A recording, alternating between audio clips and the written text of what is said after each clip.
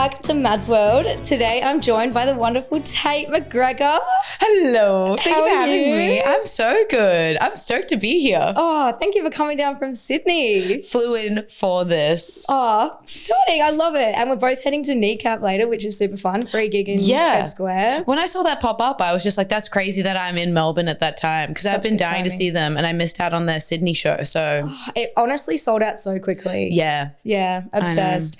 Well, you are a podcast producer, journo, red carpet reporter, and a million other things. So firstly, I want to hear all about your career and then we can chat about your podcast date with Tait. So like, how did you get into the industry? Like, just tell me your whole lore, the background. Okay, the lore runs deep. I feel like I'm really fortunate that I've never been like I've always known what I wanted to do. Yeah. So I've always worked somewhat in the industry. I've never done like hospo or retail, which was crazy when I was younger. So essentially when I was in high school, I was just a gig pig. Like I was going to so many concerts and I was also so broke naturally. So I was like winning tickets through radio stations. Yeah. And then like, how can I go to this for free? Yeah, literally. How can I go to this for free? How can I fund my obsession? And so then I became friends with the receptionists at the radio stations. And then once I graduated high school, I was like, how can I work for the radio station so then I don't have to enter the competitions. Oh yeah. And they were like, get your license, jump on the street team. So then I worked for like the street team and then I was taught how to be like a radio producer.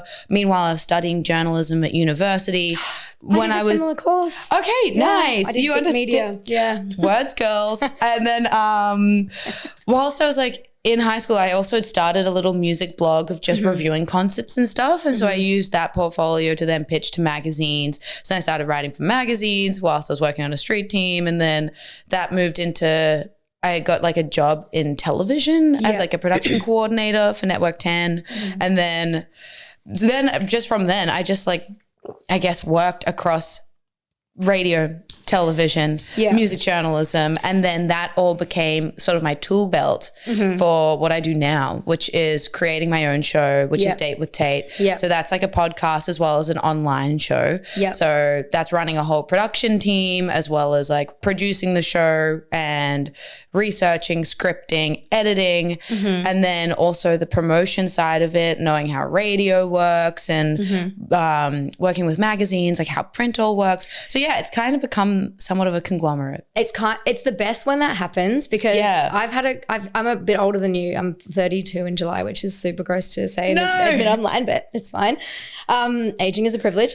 And I feel like everything I've done in my career for the last 10 years is all laddered up to this one thing. Yeah. So I feel like it's similar to you in that like every single thing that you've learned, it kind of, because I didn't know what I wanted to do ever. Okay. And then I kind of just followed my nose and like did media because I was super creative, loved art, like really into that, but then also loved like socializing and stuff. And I feel like I come from a family of like medicine and like medicals and stuff. And so they're like, interesting. Yeah. And it's completely different, but they were kind of like, oh, you can't like have a career as an artist and stuff. And I'm like, how can I like have a creative job, but something that's actually realistic and there's like a good, you know, like a good clear pathway. Wait, so did you want to be a musician? Well, no, not at all. Was that the artist that you were talking about? No, I mean art, like actual like fine arts. Oh, cool. So like painting, drawing, like that kind of thing. Yeah. And I did like I do like a bit of painting and stuff, but like just for fun now. But like I loved that in school and I loved being creative and stuff. So it's like, how can I do that? And then I think creating like film, and we did lots of documentaries and news shows and like fiction stuff as well, like in uni, which I just loved. And then ended up going to print and then went into, I was really obsessed with Teen Wolf with Dylan O'Brien, which I know is insane to even bring up, but like I saw them wearing Nike in the show and I was like to my friend she was kind of like a mentor to me. I was like, oh my God, like I just love to like work for someone who like puts like Nike in the shows because then I can be part of that world and like part of that like side of things. That's such a niche detail to pick up on. Yeah. Well, I don't know. I feel like because we learned a lot about it in I was working in advertising as well. So I feel like when you do that, you're sort of hyper aware of it. But anyway, and then she was like, oh, that's my job. I'll hire you. So she just gave me a job doing that. And I was working on The Bachelorette and like X Factor and all that, like with all the product placement stuff. And then anyway, it's all just laddered up to like doing the podcast because now I know how to like, you know, get in touch with talent, do brand stuff, like, like production, like everything you said, like, it's kind of like Nice, because you knew what you wanted and I didn't, but then we sort of both find the way. Totally. And I guess like for me, I always knew what I wanted, but I never knew how to get there. Yeah. So it was a similar thing of just following your nose, doing what's right, saying yes, and then just taking on experiences. Someone who I really admire is Tim Minchin, because he's always been very similar, very driven, but like back in university, he was asked to flip Shakespearean plays into musicals. And he was like, not really my thing, but like, I'll do it anyway. And then he was doing his comedy at the same time, and he was studying theater. And then, you know, once his comedy started taking off, he was like, oh, I know how to put a show together. I can do a touring show. Then when Matilda came across his desk, he was like, oh, I've already written musicals before. I already know how to do that. Yeah. So then like it was being not only open to the opportunity, but being ready for the opportunity when it arose. So that was something that I've always thought about, of being like, it might not be exactly what I want to do at that moment, but it'll be conducive to potentially a bigger opportunity down the line where 100%. You can test it, see what happens. And then, you know, now we're in this and you're like, oh, I've already like done the practice. Yeah. And I think as women, you just figure it out as well. Like someone was saying like if all men or all women got like deleted off the planet, like which gender would fare better. And then I saw all these comments and everyone was like, women just figure shit out. Like if you send a man to the shops, he'll bring back the most random items and you're like, why did you buy this? Like what are we making with that? Yeah. Like what the hell is that? So I feel like, yeah, that's super cool. And tell me all about Date with Tait. So how long has it been going? Give me give me the rundown of the show, because it's a really cool concept. Thank you. Well, yeah, it was born out of back in COVID. I had this other show called The Tait Night Show, which was my late night show. Great. And it was somewhat of a segment on that show. And then after I fleshed that out into what it is now, which is Date with Tait. So for about a year, it lived in almost a pilot format, which was just shot on a one-shot camera and very rinky-dink. Some of the episodes, like the sound cuts out and stuff. I felt really bad. I think like the second episode was with Channel Trays, who I think is so groovy. Oh my God, obsessed. And I remember like the sound cutting out. I was like, oh my God, it's such an embarrassment. But it was fine. He's such a lovely guy. And also it was fun and experimental at the time. But now it's probably been a year in its full... Oh, less than actually. It probably would have been July last year. That's been in its full, production of sort of second season. And essentially the show, I should tell you what it is before the dumb timeline, is an interview format of going on a first date with musicians. And it is, I mean, there's other ones, obviously, like Chicken Shop exists, and that one's awkward and charming. Mine is very much here to fall in love. It's also very sincere. Like I do get really nervous as though it is a first date. I'm not very nervous when I interview people, but for Date with Tait, like I want to really set that premise. So it's really for the young, like the fangirls of these artists who can kick their feet and giggle, because that was me. If I had this show when One Direction were operating, I would have eaten that up. And it's really nice. I get to really understand and uncover things about these artists that you don't really hear about in other interviews, because you create the sense of intimacy. But then also it's not that same junket rigmarole of tell me about what your single's about. When did that one start? Like, it seems very candid and like quite natural, which is nice to see artists in that environment. I guess you would be reaching out to artists and like with the pitch and that they know that it's going to be that sort of like less press junkety, but also not like a sarcastic piss take. It's sort of just like a genuine conversation, which is nice. Yeah, thank you. That's exactly it. And it does have the cross section of, if you love music, you're going to find out more about that. If you love the artist, you're going to find out more about that. And if you just love watching people flirt, you're going to love it. So real. And have any of the dates, because like I know sometimes when I've interviewed like people on the podcast, I'll be like, oh, actually I have like a little bit of a crush on them now. Like the chemistry, even though mine's not, it's a podcast about dating, but I'm not on a date, but I still am like, oh, I really like had a great time with that chat. Like, has the chemistry ever been real and you're like, we're in love? Yeah. So yes. There's been a couple of times, to be fair. I think I am someone who gets crushes quite easily. Like I would say I have a crush on everyone I ever meet. And so potentially then I never feel like I have a crush because I'm just crushing all the time. But the show launched with Baby No Money, who is a Canadian rapper. His persona is somewhat sleazy. And how that kind of came about was I had done like a Zoom interview with him very close to when he was coming to Australia. And his team were like, Baby No Money, really enjoyed that chat. Can we do something on ground with you? And I was like, oh, like we kind of already covered everything in that Zoom interview, but like I've been toying with this idea. It's called Date with Tait. Would he be down to make a pilot and just see what happens? And they were like, yes, he loves it. Let's do it. Oh, great. And so just at the back of the music venue, we shot up this like little 2-seater situation like this. And it was meant to be like a 15-minute interview. We ended up recording for 50 minutes, which was like really bad, but it's just we got stuck in conversation. You guys are in love. His publicist was there. They could have wrapped us up. He was late to his meet and greet. But at the start, I was like, okay, I'm on this man's date. No, I was like, he's on my date. By the end of it, I was like, I'm on his date. Like he invited me to Vietnam, like to go on a tour. God. He was saying all this stuff and he was really nice. Yeah. And we had a lot of commonalities. And I was just like, oh my God, I haven't felt like this in a while. And I went home and I was living with a bunch of boys at the time. And I was like, boys, I screwed it up. I don't know what's happening. It's so embarrassing. I was simping. Anyway, and then the next day I was at work and my phone started blowing up. And I was like, what the heck? And Baby No Money had gone on the drive show for the Hit Network in Sydney. Oh my God. So that was Today FM. And had been like, I went on a date with this girl yesterday. Her name's Tait McGregor. Like, I'm trying to get in contact with her. If anyone knows who she is, can you like let her know I'm trying to reach out? Stop. And I used to work for that station. I used to be a producer So they there. all So everyone was know. like, Tait McGregor, what the heck? And it turns out he had DM'd me on Instagram. It was just my requests. And it was like a photo of a sushi platter. And he said, thoughts? Oh. I was like, him inviting me out to sushi. Wow. So if you need a DM, slide sushi platter in my Well, course. yeah, you could try it. It works. Anyway, and so then I had this audio bite of him asking me out, and then I like got that animated, and then that was the launch of the show was Oh my God. him asking me out on national radio after this thing we had filmed. And we ended up going on like a little Bondi Beach date. It was really sweet. He's like a really nice guy, very sweetheart Canadian behind this sleazy persona.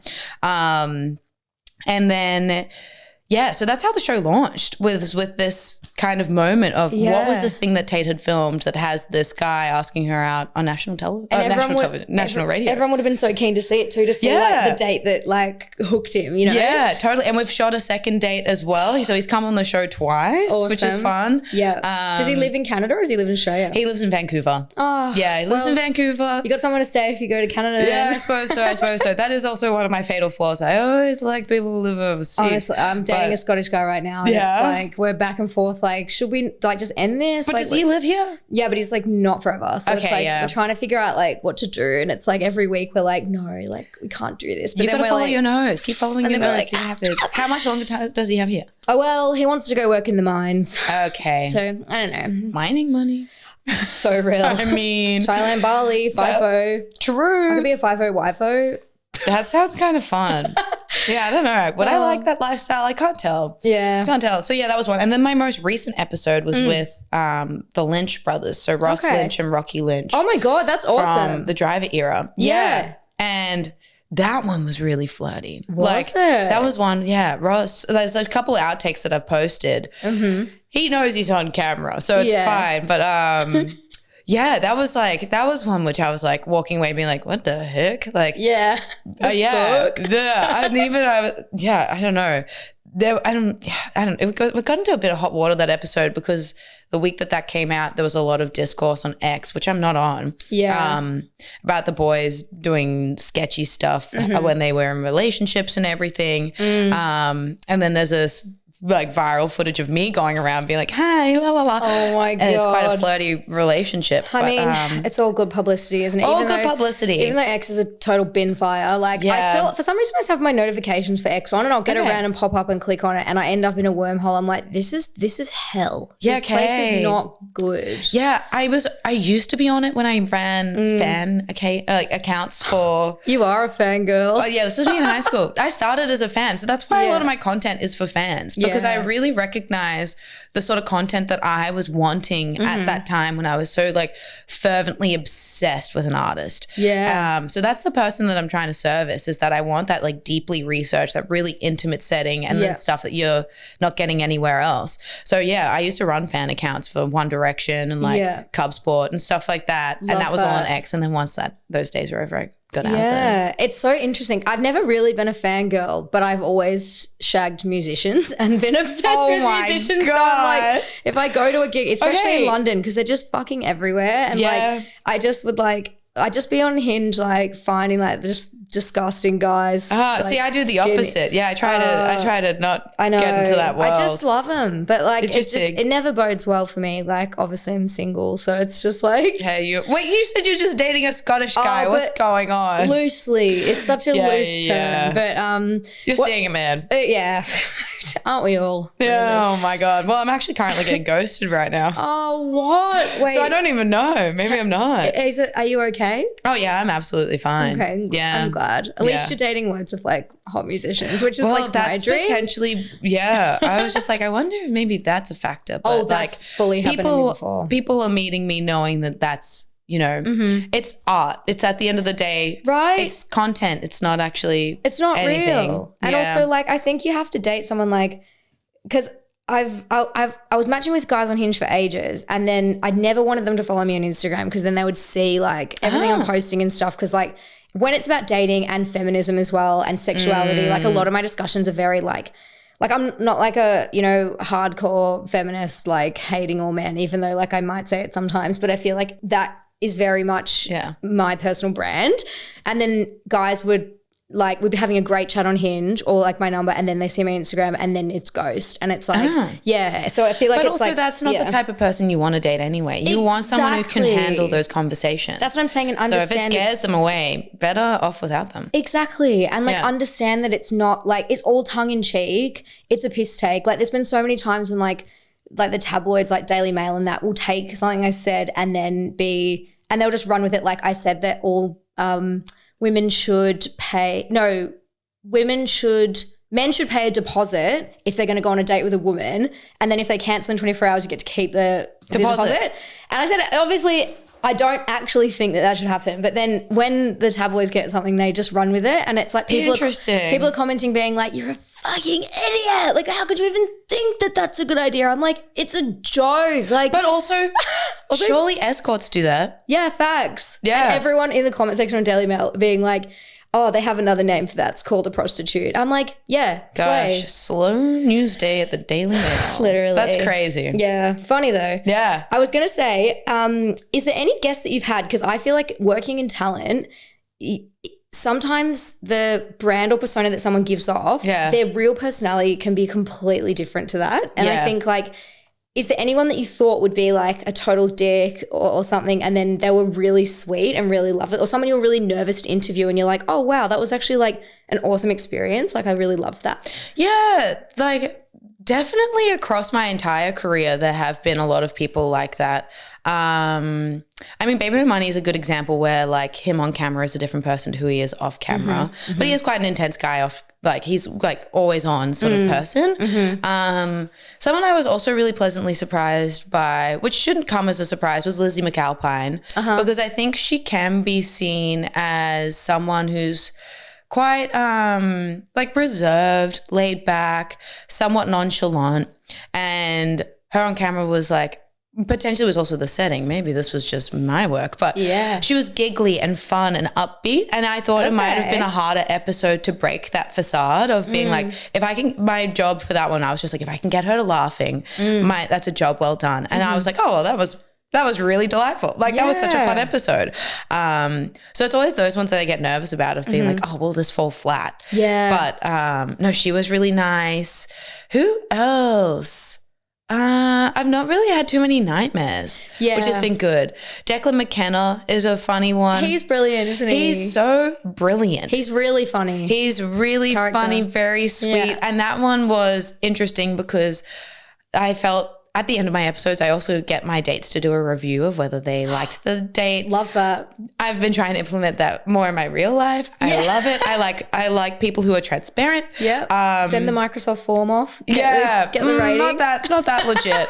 But that one was interesting because it felt like more of a platonic date than more of a romantic date. And so it was nice having that contrast. And so for him, that one was an interesting episode just out of that dynamic. Yeah. And then who else? I don't know. Those ones are the ones that come to the top of my mind. I was going to ask, and this is something I ask on every episode, and it's been a question I've asked since the first ep in every ep. What is your funniest date story ever? It doesn't have to be with a date with Tait. Yeah. Just your most iconic, and the socials love it. So, okay, wait. Then in that case, let me think about this. Have a good thing. Yeah. And shit, it always goes viral as shit. So really? A good one, yeah. Really? Yeah.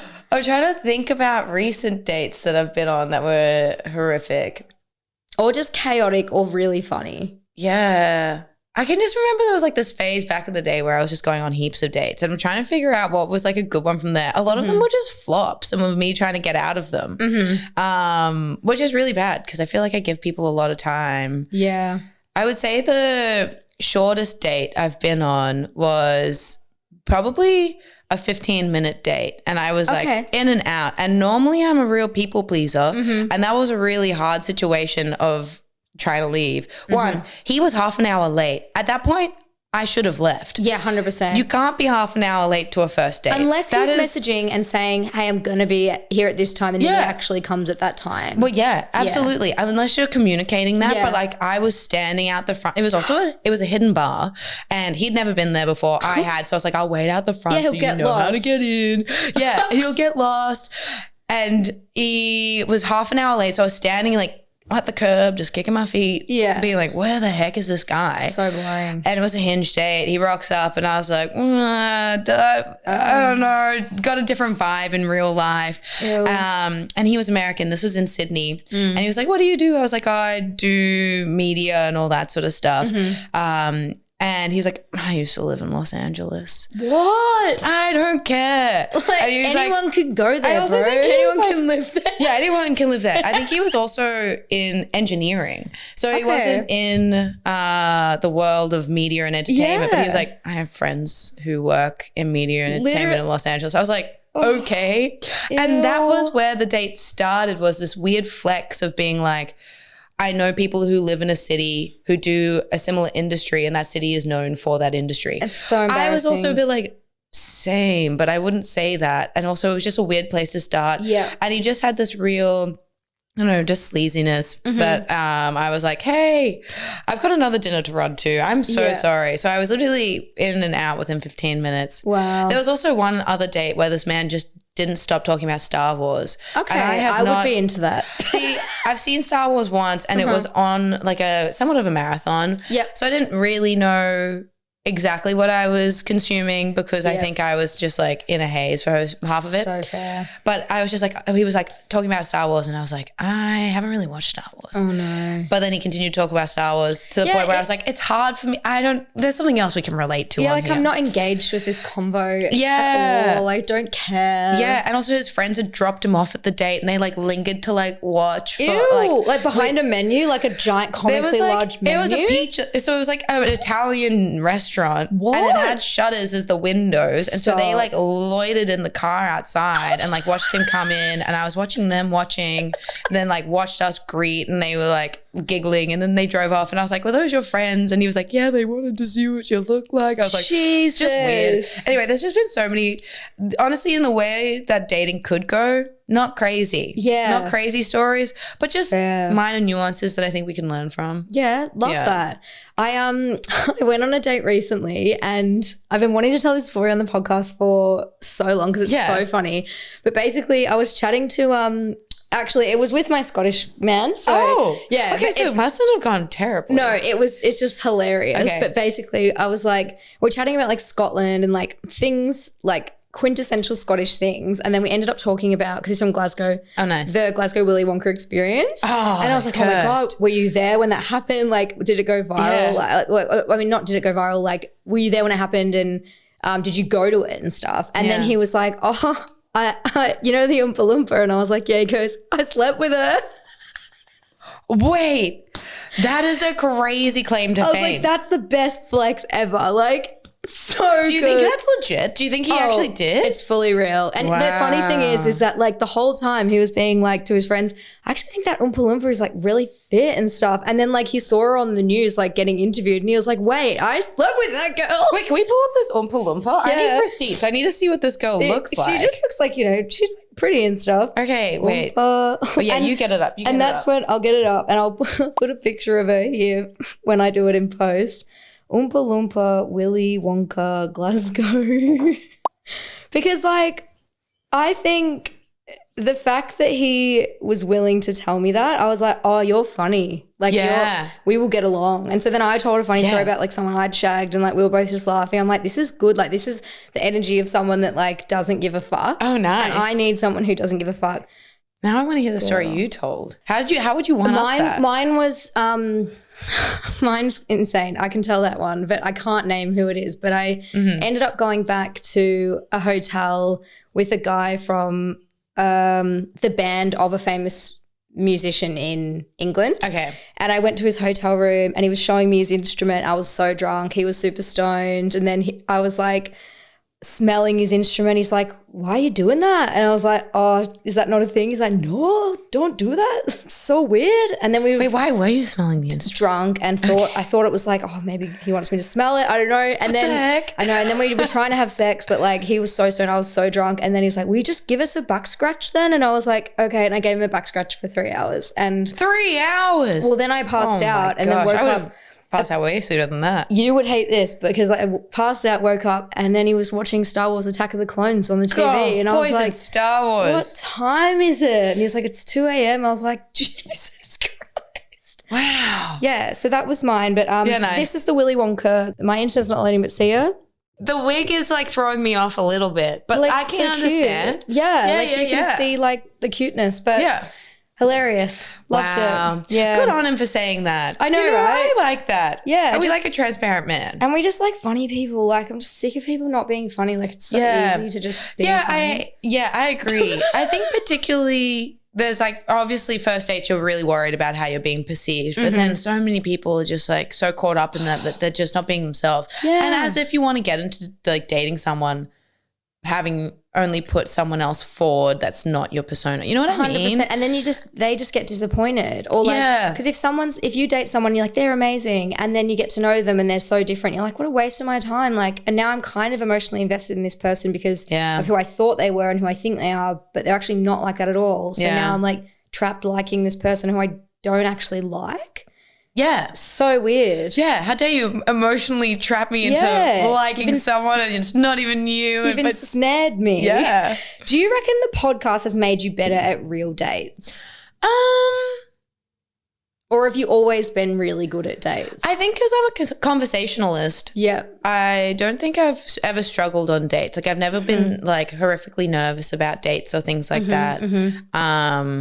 And also because my job is like interviewing. Be on Date with Tait, I've always been an interviewer. I've always been good at listening, always been good at asking questions. But it also does make me really conscious of how many questions someone else asks. So real. Yeah. Because like, if the conversation's not flowing both ways, I'm like, God, I feel like I'm like at a job interview and I'm hiring you. Yeah. Sometimes I'm like, now I'm just doing my work. Yeah. Bored now. But I am also very good at sitting in uncomfortable silences because of my work. If someone doesn't ask questions, I'll sit. Really? Yeah. Okay, no, I'll be like, so what's your cousin's name? Like, or I'll just like make I've pulled out, okay, now it's your turn. Ask me a question. I do that all the time. No, that's because sometimes dates are learning experience. If I know I'm not seeing them again or things like that, teach them. Also, everyone's an experience. Everyone's a learning experience. Yes. And you can at least help them on their dating game a little bit. Oh my God, that's really wise and that's good advice. So if someone's not asking you any questions, you can just say, hey, you ask me something. As I would also want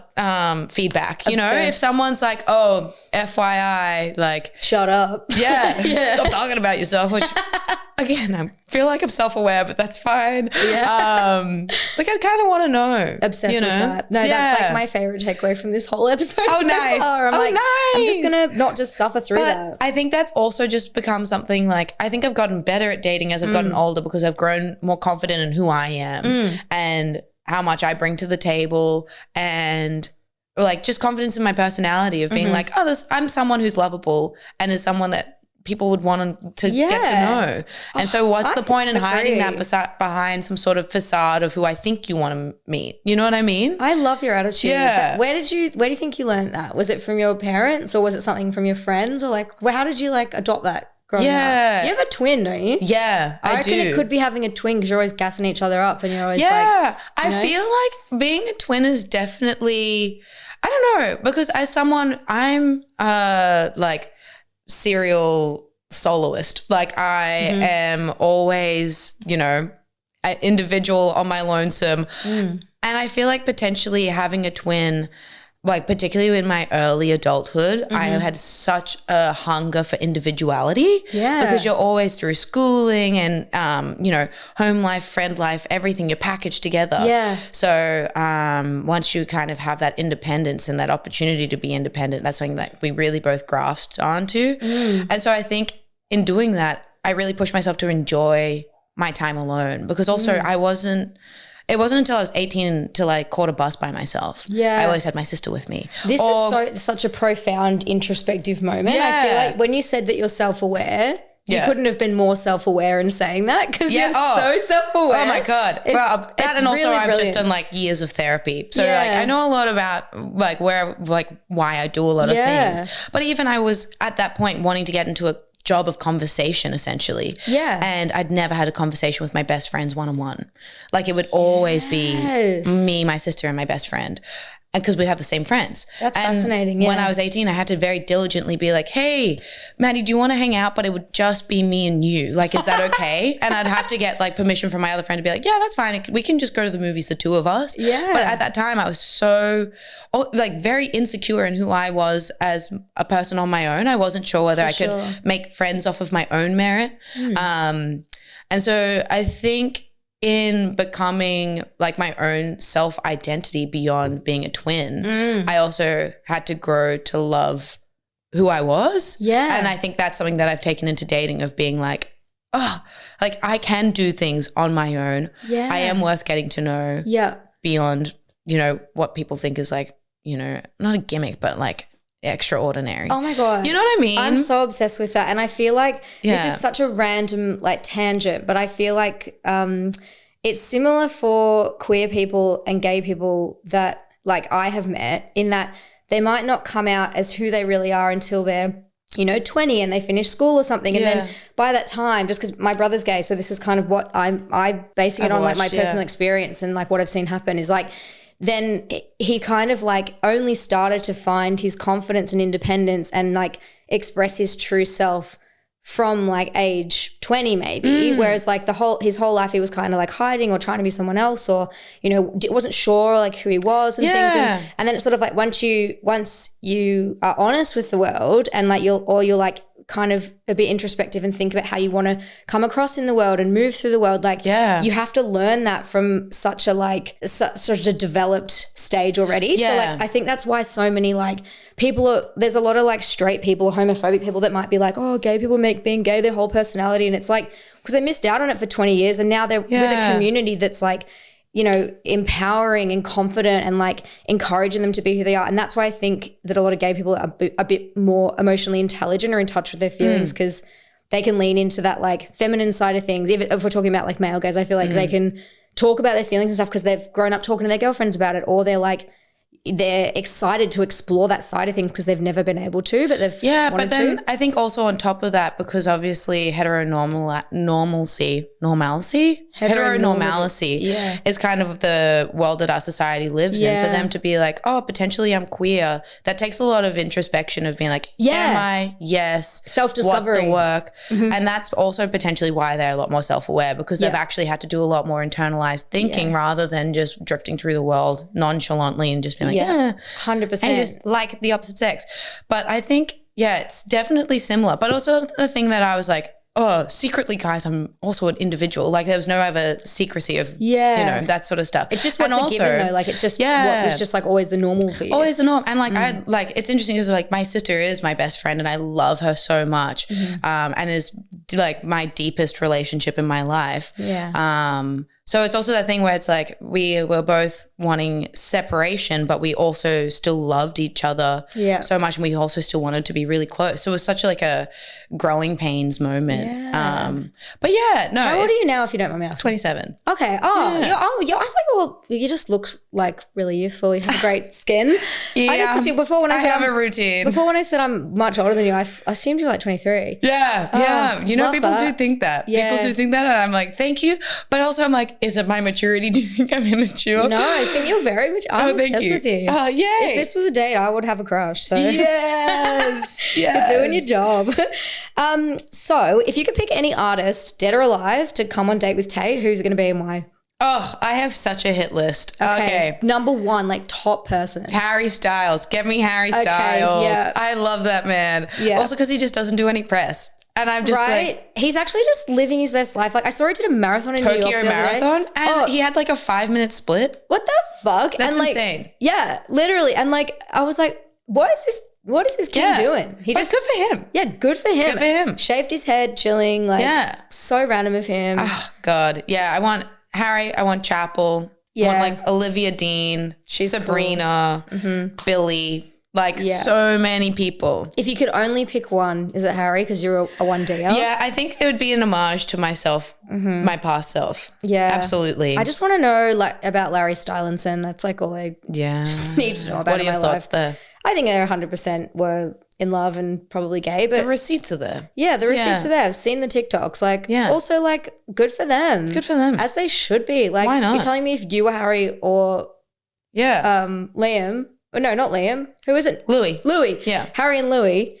That you're not going to be in love? Yeah. Of course you're in love. You're both so cool and nice and again, also what an intimate relationship that band was, you know? Yeah. So it's hard to not admire the people around you because it was also somewhat traumatic as well. And intense, yeah. And like the whole childhood stardom piece. Yeah. I look forward to the memoir from one of them in our lifetime. Honestly. Yeah. Hopefully they all do one. Because it's kind of like Elton John, where he was just like, how do people not know I was queer? Yeah. I mean, know? I think that was based on like societal, like we said, heteronormativeness. Yeah. I feel like we need to find out what the long version of that word is. But yeah, like the het norm culture we live in. The het norm culture that we live in. I feel like people wanted to believe he wasn't gay because people were homophobic, like largely. So maybe, and also I think from a label perspective, he had such a large female fan base that they also were like, yeah. And also like everyone's like, oh, he married a woman. Bi people exist. Bisexual people exist. Bi visibility. Honestly. Yeah. Oh dear. Right. Here is my last question. Oh, make it a good one. Yeah, I will. Oh, do you know what? Yeah, this is my last question. Right. Okay. What is the biggest lie that people in relationships tell themselves about single people? Because you told me that you're habitually single, which I really relate to. And I really love being single. Like, I'm really happy and like I'm thriving. But what do you think people in relationships are lying to themselves about? Like when it comes to single people? Oh, well, I want to know what they're thinking first. It's probably, I feel like it's a double-edged sword. I feel like either people in relationships are like those single people must be so lonely. Yeah. Yeah. Which I think there's a difference between loneliness and being alone. So real. Whereas like I love being alone. I find like I get really energized by people, but it doesn't, but like my battery needs to be recharged alone. Yeah. And it like people give me energy, but they won't recharge me. And it takes it out of you. Like if I feel like I'm at an event and I'm so overstimulated, I'm like, I need to go and do the New York Times crossword and puzzles alone in my room. I need nonverbal time. Yeah. Like I just need you guys to all just shut the fuck up. And I found that I can't go on my phone less because I've tried. I'm trying to do a detox, but I can go on social media less. So I'm addicted to crosswords right now. That's a healthy addiction. I know. I do like 3 a day and people are like, you're always on your phone. I'm like, I'm not texting anyone. I'm literally knee deep in a crossword. Yeah. Give me 5 across. Yeah. Literally. Yeah. So I feel like that's potentially one of them is, look, being alone does not necessarily mean you're lonely. Also because, you know, you have other people around. You have friends, you have family. Yeah. But then also I feel like the flip side, maybe they're like, oh, these single people, they must be out like having so much sex, just like dating the world, like so single summer every season sort of situation. Where I guess if it's kind of just your baseline, it just like comes and goes. It ebbs and flows, you know? Yeah. I reckon it's like. That takes a lot of stamina. That takes a lot of admin. That takes a lot of effort to be dating a lot all the time. You would know. You do it for work and pleasure. Well, that's also my problem. When the job is also in your day-to-day life. No. The blurred lines. The blurred lines. Well, actually, the lines are really blurred. You're a guest on my show. Or is that there's dates with cameras, there's dates without cameras. So and true. I know which one's for the professional one and I know which one's for the personal one. There's those very special personal ones that sometimes get filmed. But no, not at all. Don't put that out there. That's not the reason of the show. Oh, well, it's been so fun having you on. And thank you for having me. No worries. It's been great. Yay. And everyone watching, don't forget to like, follow, subscribe, all those things. I always forget to say it. But let's go and see Kneecap perform at Fed Square. I can't wait.